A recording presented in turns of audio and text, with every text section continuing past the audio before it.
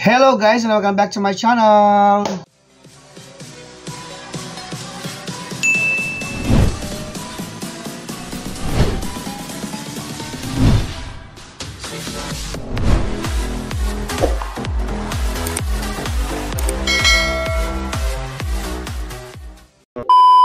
For today's video, meron na naman tayong i-review na product dahil naubos na kasi yung aking pabango, yung Brave Man, lalong laman.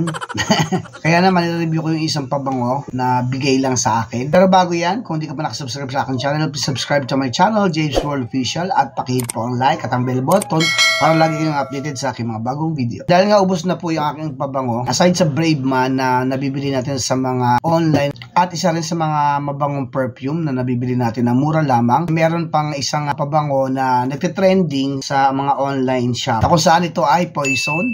Bigay lang to sa akin guys. Ito ay 100 ml. I-check natin kung mabango yung product na to. Kasi ang daming nagsasabi sa mga online na mabango daw to. Pasensya na kayo, wala akong boses ngayon ha. At ngayon lang din tayo nagkaroon ng time mag-vlog. Sobrang busy.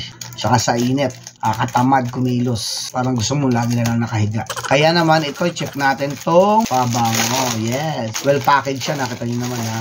Pero sinerch ko na rin to guys. Nasa 100 plus lang po. 130, 150. Yan po ang mga price nito sa online shop. Kung papasin nyo guys, ang box niya parang mamahalin.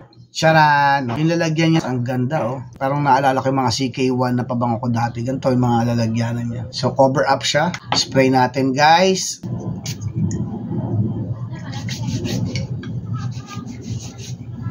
Ang bango guys. Ang bango. Grabe.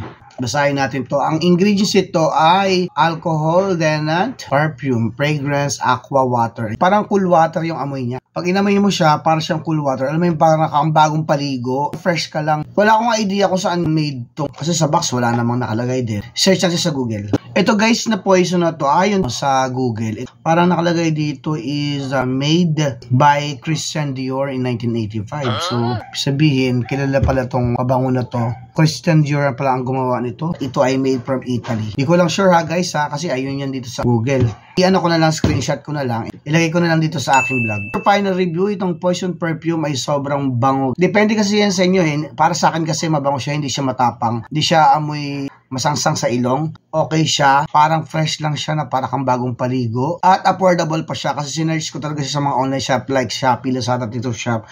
Talagang mura lang po ito. At marami na rin po ang nag-content nito at mostly na review nila ay maganda ang product nito. For me, pasado tong product na to. Buti na lang, meron tayong bagong pabango kasi naubusan talaga ako. Salamat kay Mami May sa pagregalo sa akin ng pabango.